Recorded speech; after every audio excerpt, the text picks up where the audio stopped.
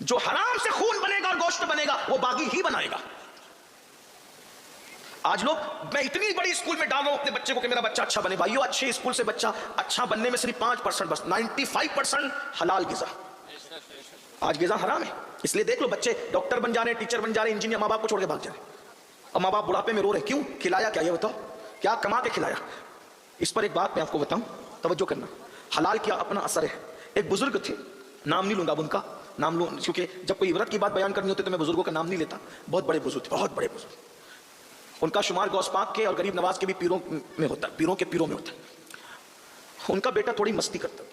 ایک مرتبہ مستی میں ان کے بیٹے نے ایک بیشتی سمجھتے ہیں, بیشتی پانی جو بیچتے ہیں, صبح اس کے مشکیزے پہ تیر چلا دیا. اس کا پورا پانی بہ گیا, مشکیزہ بھی پھٹ گیا. غریب آدمی کے لیے مشکیزہ بہت بڑی چیز تھی. پانی پورا گر گیا, مشکیزہ پھٹ گیا. وہ روتے ہوئے حضرت کے پاس آیا, حضرت پورے بصرہ میں آپ کا نام ہے, شان ہے, عزت ہے, مقام ہے, بلندی ہے, یہ آپ کے بچے نے میرا مشکیزہ پھاڑ ڈالا. آپ نے فوراً پیسے دیے, خادم کو مشکیزہ منگایا نیا, پرانا مشکیزہ بھی درست کروایا, دونوں مشکیزے دیے, حلوہ منگایا, حلوہ کھلایا, کہا بیٹا جاؤ. اس نے کہا پرانا بھی درست کر کے دے دیا, نیا بھی دے دیا, حلوہ کیوں؟ کہا حلوہ جو ہے نا وہ ٹوٹے ہوئے دل کو راحت بخشتا ہے, اس لیے میں نے حلوہ کی طرح, میرے بچے نے تیر چلایا, مشکیزہ پھٹا تو تیرا دل تو ٹوٹا ہوگا نا, اس لیے جب وہ میں نے دل کو راحت دینے کے لیے حلوہ کھلایا. جو پرانا بھی لے جا, نیا بھی لے جا, اللہ تجھے برکت دے. اب بچے کو کچھ نہیں کہا بزرگ نے. یاد, ہم تو بچے شرارت کرتے تو انہیں کو پیٹتے رہتے.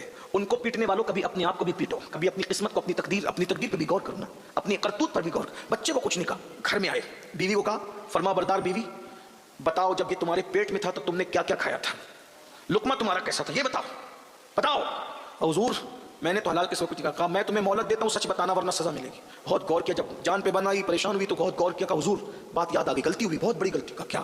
کہا بصرہ سے کچھ تاجر جا رہے تھے, ان لوگوں نے سوچا کہ ہم اپنا مال کہیں اور رکھیں گے تو لوگ خیانت کریں گے, تو انہوں نے کیا کیا, اپنا سامان اپنے گھر میں رکھا, اور اس سامان کے اندر انگور کا ٹوکرا تھا, اور یہ بچہ میرے پیٹ میں تھا.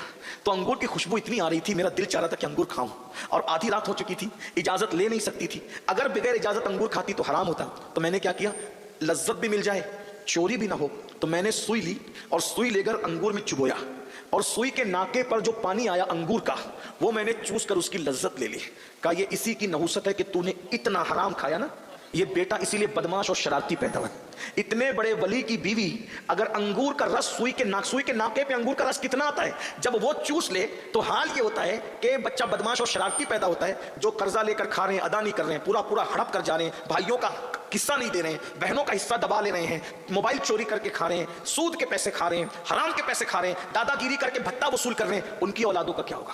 اگر اپنی نسلوں کو بگاڑنے سے بچنا ہے, حلال